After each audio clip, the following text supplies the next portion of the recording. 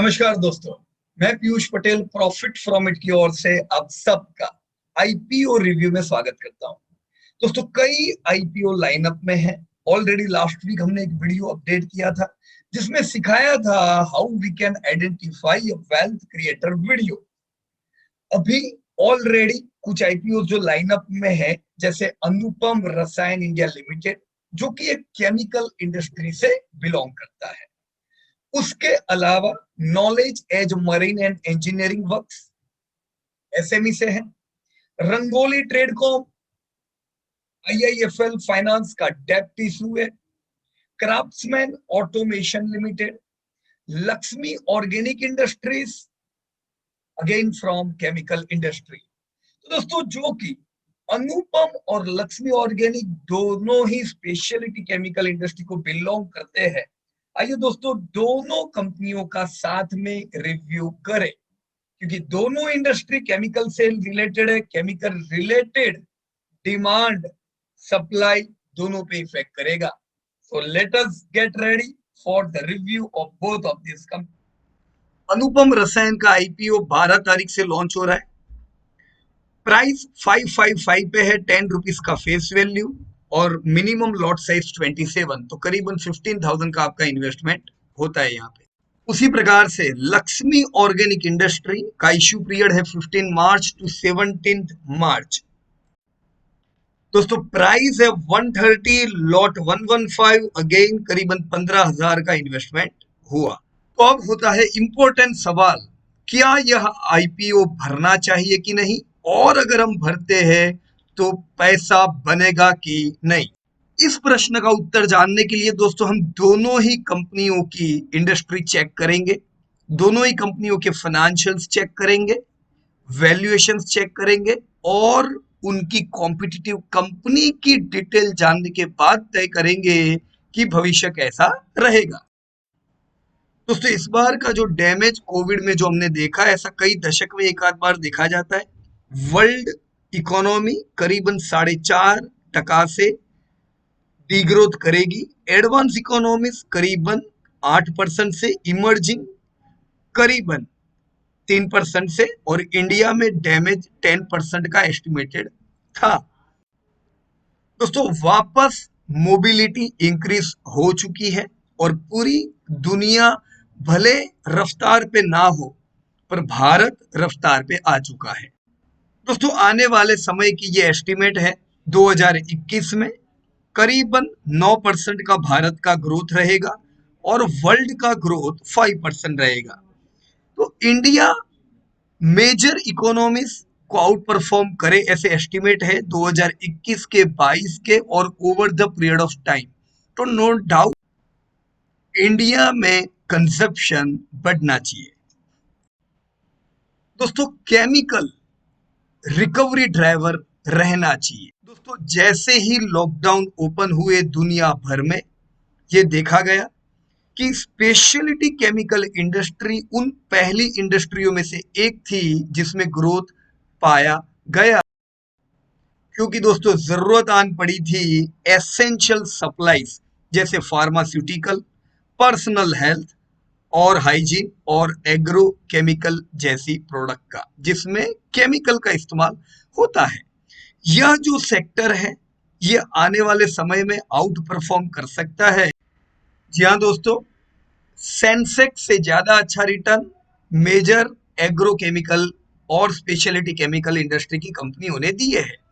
Government of India के initiative, western countries का focus China plus one की strategy पे, और कंपनीज जो चाइना से हट के कोई और जगह पे अपॉर्चुनिटीज ढूंढ रही है, उसमें इंडिया का नंबर।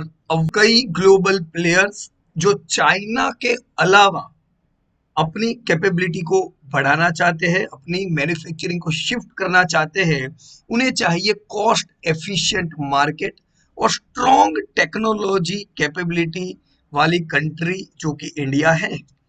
हमने अभी देखा जैसे जापान का जो अनाउंसमेंट था कि इंसेंटिव ऑफर उन्होंने किए ऐसी कंपनियों के लिए जो लोग अपने बेस को चाइना से इंडिया शिफ्ट करेंगे। ये बताती है किस प्रकार से दुनिया भर के अलग अलग कंट्रीज चाइना पे अपनी डिपेंडेंसी को कम करना चाहती है। जहां चाइना की हार है वहां जरूर इंडिया की जीत है।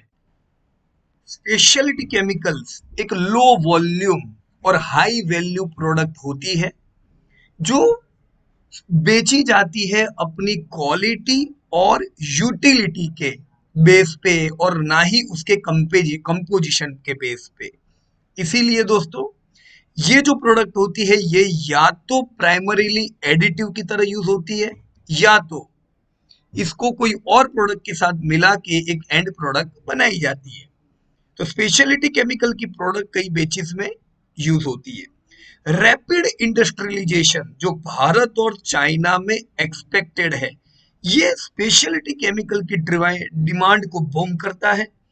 इसीलिए दोस्तों एशिया पैसिफिक रीजन जो है ये पूरी दुनिया के मार्केट को डोमिनेट करता है। 44% कंज्यूम यहाँ पे होता है क्योंकि यहीं पे कस्टमर का सबसे बड़ा बेस है।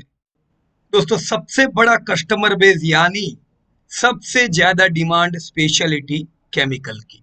दोस्तों इंक्रीजिंग इंडस्ट्रियल प्रोडक्शन और कंस्ट्रक्शन में रॉबस्ट ग्रोथ भी इन प्रोडक्ट के डिमांड की कारण है।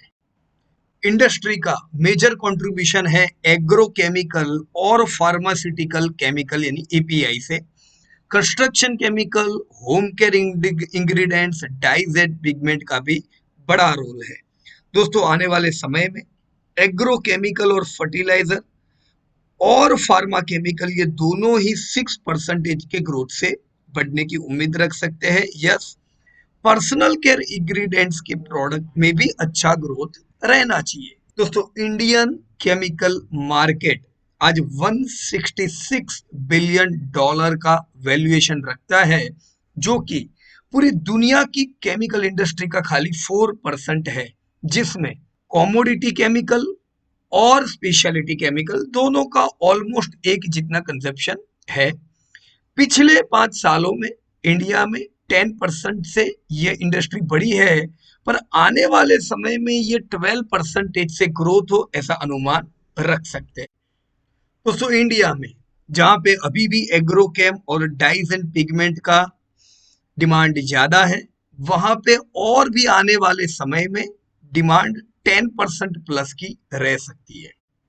दोस्तों इस इंडस्ट्री का सबसे बड़ा खिलाड़ी यानी खिलाड़ी नंबर 1 है यूपीएल जो करीबन 36,000 करोड़ का धंधा करके सबसे नंबर 1 है। 2,000 करोड़ का प्रॉफिट और 6% के मार्जिन। यूपीएल के अलावा दूसरे जो खिलाड़ी है उसमें बड़े खिलाड़ियों में एसआरएफ आता है। यूपीएल एग्रोकेमिकल की कंपनी है, मेजर पोर्शन एग्रीकल्चर, तो एसआरएफ फ्लोरोकेमिकल स्पेशलिटी केमिकल। आरती इंडस्ट्री जो करीबन 4,000 करोड़ का धंधा करती है वो speciality chemical. Pi industry 3,000 3,500 crore का धंधा, मेजोरिटी पेस्टिसाइड्स और एग्रोकेमिकल जिनके मार्जिन बहुत अच्छे हैं करीबन 13% के। तो यहाँ पे बड़ी कंपनियों में हम इन सारी कंपनियों के नाम देख पाते हैं। तो दोस्तों ओवरऑल डोमेस्टिक डिमांड और एक्सपोर्ट दोनों ही की वजह से इंडिया की जो कंपनीज है वो और बड़ी बन सकती है।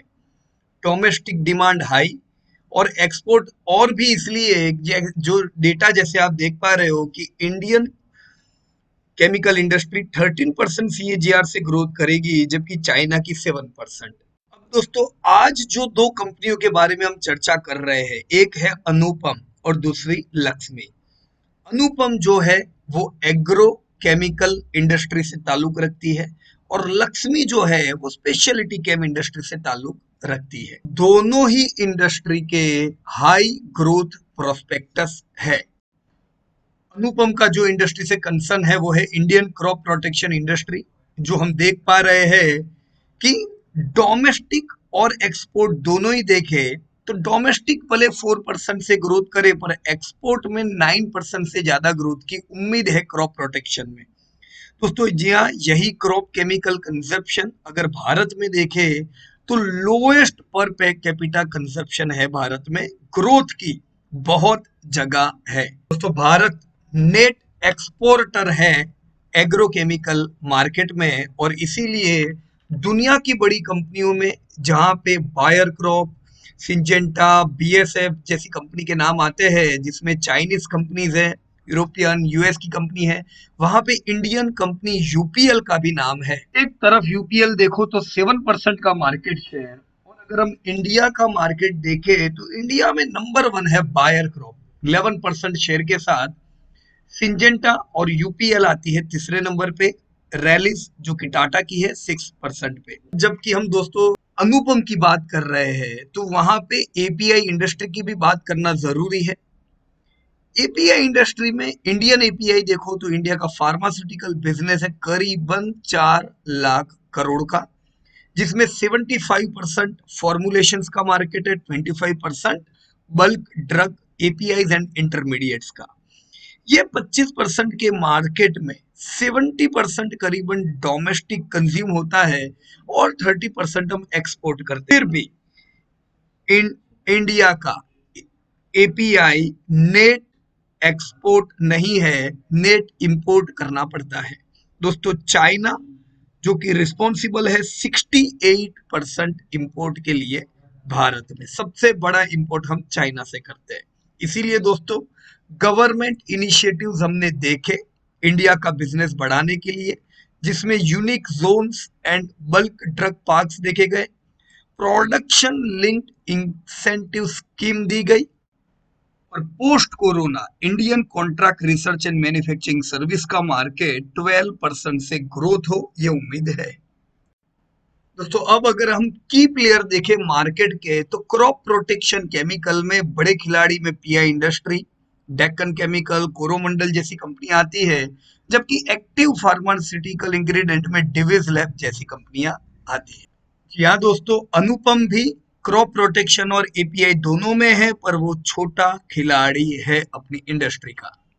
तो दोस्तों अगर इसे मैं एक्सेप्ट करता हूं एग्रोकेम इंडस्ट्री से, तो वहां पे यूपीएल पीआई जैसे ऑलरेडी अच्छे खिलाड़ी है, और अगर मैं इसे एक्सेप्ट करूं एपीआई में तो फिर डिविस लैब जैसे अच्छे खिलाड़ी है। देन वाई अनुपम, हम ये देखेंगे कुछ देर में। तब तक चलिए दूसरी जो कंपनी हमारी थी लक्ष्मी, उसकी भी इंडस्ट्री देख ले। अब लक्ष्मी की जो मेजर प्रोडक्ट इथाइल एसीटेट, उसका अगर हम ग्लोबल मार्केट देखें दोस्तों 49% पेंट्स एंड कोटिंग्स और प्रिंटिंग इंक्स में यूज किया जाता है, जहां का ग्रोथ करीबन 5 या 5.5% जैसा है। इंडिया में भी यही ग्रोथ है, इंटरनेशनल भी यही ग्रोथ है। यहाँ पे क्ली प्लेयर अगर हम लोग देखें दोस्तों तो जुबिलेंट लाइफ साइंस जैसी कंपनियां, लक्ष्मी ऑर्गेनिक, जुबिलेंट लाइफ की पूरी डिपेंडेंसी भी इस प्रोडक्ट पे नहीं है। जीएनएफसी, आईओएल पर अगेन जीएनएफसी की तो बाय प्रोडक्ट जैसी प्रोडक्ट हुई वो। तो ये जो सेक्टर है जिसमें लक्ष्मी ऑर्गेनिक का बिजनेस है, ऐसा भी नहीं है कि ये कुछ हाई डिमांड वाली प्रोडक्ट है। अगर यही पर्टिकुलर हम एसिटल मार्केट भी अगर देखें तो वहां पे भी की प्लेयर जुबिलेंट इंडस्ट्री है 30% शेयर के साथ। चलिए दोस्तों दोनों ही कंपनियों के बिजनेस देखते हैं।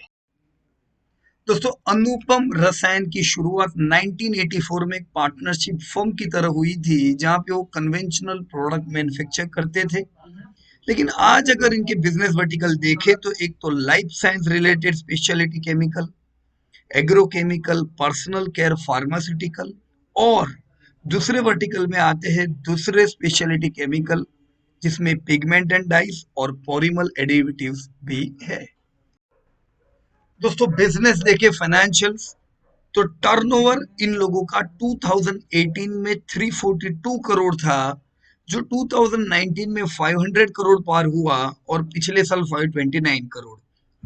हम इससे अंदाज लगा सकते हैं कि करीबन 20% प्लस का सीएजीआर ग्रोथ है, और इस साल तो कंपनी ने ऑलरेडी 9 महीने में ही पिछले साल का टर्नओवर पार करते हुए करीबन 70% का ग्रोथ बताया है। अब दोस्तों ये डेटा को ध्यान में रखते हुए हम जरूर कह सकते हैं कि कंपनी अच्छी प्रकार से 20% का ग्रोथ कर रही है। लेकिन उसके दूसरी ओर हम दूसरी कंपनियां भी देखें, एग्जिस्टिंग लिस्टेड कंपनी, तो वो भी अच्छा ग्रोथ कर रही है। तो जब हमारे पास पीआई इंडस्ट्रीज जैसी चॉइस हो जो इससे भी अच्छे ग्रोथ से आगे बढ़ रही है, लो डेब्ट है, ये कंपनी 550 करोड़ का टर्नओवर कर रही है, जबकि वो कंपनी ऑलरेडी 3-4 हजार करोड़ का टर्नओवर कर रही है, तो फिर वाई अनुपम? इसका कोई जवाब नहीं दोस्तों। अगर फार्मा को ध्यान में रखे हुए अगर हम डिविज की बात करें, तो अगेन डिविज इससे 5 गुना टर्नओवर करती है डेप्थ स्टेटस के साथ। देन वाई अनुपम? स्टिल अगर कोई इस कंपनी में निवेश करता है, कंपनी का ग्रोथ अच्छा है, पैसा बनना है, पर हमें बुरे समय को अगर हम ध्यान में रखें, तो दोस्तों डिविज और पीआई इससे अच्छी चॉइस बन सकती है। डिविज और pi could be a wealth creator, जबकि अनुपम में जब तक सेल्स ग्रो अच्छा रहता है तब तक पैसा बन सकता है। अब दोस्तों दूसरी ओर आ जाते हैं हम लक्ष्मी ऑर्गेनिक की ओर, जो कि 3 दशक पुरानी कंपनी है, 1989 के करीब में एसिटाइल इंटरमीडिएट और स्पेशलिटी इंटरमीडिएट मैन्युफैक्चरिंग करती है। दोस्तों लक्ष्मी के फाइनेंशियल्स देखें तो 2018 में 1262 करोड़ का टर्नओवर, 19 में 1420 करोड़ और पिछले साल 1352 करोड़ का टर्नओवर, जो कि बताता है करीबन 4% का ग्रोथ, जो कि हमने इनका इंडस्ट्री ग्रोथ भी उतना ही देखा था। तो कुछ खास हाईली अट्रैक्टिव ग्रोथ नहीं है। दोस्तों यहाँ पे भी सेम वही सवाल, वाई लक्ष्मी ऑर्गेनिक, जबकि हमारे पास ऑलरेडी लिस्टेड कंपनियों में पहले से पीआई जैसी कंपनियां हैं, डिविस जैसी कंपनियां हैं, केमिकल में विनती जैसी कंपनियां हैं, there are several already good companies, तो फिर why Laxmi? Yes, Pidilite industry को तो हम भूल ही नहीं सकते, अब wealth creator company from speciality chemical. तो दोस्तों ऐसी कंपनियां जिनके आईपीओ आए हुए हैं, भर के तुरंत इसको सेल करके आप निकल सकते हो, पर इनको अगर लॉन्ग टर्म रखने का सोचेंगे तो जब तक ग्रोथ आ रहा है इंडस्ट्री में तब तक पैसा मिलेगा, जब कभी प्रॉब्लम आए तो ऐसी ही कंपनियां हाईली वॉलेटाइल रहती है, हम लॉन्ग टर्म ट्रस्ट नहीं कर सकते हैं। तो अनुपम की अगर बैलेंस शीट देखे, 86 करोड़ की इक्विटी है और बोरोइंग्स 500 करोड़ के करीब है। दोस्तों 500 करोड़ का बोरोइंग ये कम नहीं होता है। हम क्यों इतनी डेप बर्डन कंपनी में इन्वेस्ट करें जबकि हमारे पास debt free company already available है? तो दोस्तों फर्स्ट चॉइस आपकी वही रहनी चाहिए, either you have already invested in Pidilite और पीआई इंडस्ट्री और Divis, this all are very good companies जहां पे लॉन्ग टर्म वेल्थ बन सकती है। अगर आपने इसमें इन्वेस्ट नहीं भी किया हुआ है तो अभी भी इन्वेस्ट कर सकते हैं, क्योंकि ओवरऑल इंडस्ट्री का ग्रोथ अच्छा है, सो पैसा बनना है। पर अनुपम में पैसा लगाएंगे, आधा आपका जो सेल्स है वो ये डेप्ट खा जाएगी, क्यों ये रिस्क हम ले? अब ये तो बात हो गई अनुपम की। लक्ष्मी की अगर हम बैलेंस शीट देखें तो दोस्तों सेम थिंग, यहाँ पे इक्विटी है 45 करोड़ की, बोरोइंग है 90 करोड़ की। 90 करोड़ बोरोइंग बहुत ज्यादा नहीं है, पर ये छोटी कंपनी के लिए 90 करोड़ की बोरोइंग भी काफी हद तक मार्जिन घटाने के लिए रिस्पॉन्सिबल रह सकती है। So better to go with the Pidilite, Divi's and that all companies, यहाँ पे पैसा डाले इससे। तो देखो ग्रोथ होगा जब तक, तब तक प्रॉफिट बढ़ता जाएगा, पैसा बनेगा, लेकिन जब कभी इन्फ्लेशन बढ़ता है, कोई रॉ मटेरियल के दाम बढ़ते, तब ऐसी कंपनियों के मार्जिन ज्यादा वॉलेटाइल हो जाते हैं। सो गो विद बेस्ट, ताकि लॉन्ग टर्म बार बार हमें ये सब चीजें चेक ना करनी पड़े। दोस्तों दोनों ही इशू छोटे हैं, दोनों ही इशू ग्रोइंग इंडस्ट्री से बिलोंग करते हैं, तो ग्रोथ की उम्मीद से अच्छा खुल सकता है। अगर लॉन्ग टर्म के लिए ले रहे हो तो ये ओपनिंग की मायाजाल में न पड़े, बेहतर कंपनी ऑलरेडी है वहीं पे निवेश करें। दोस्तों इसी के साथ ही आज का रिव्यू हम खत्म करते हैं। Thank you very much and best of luck to everybody.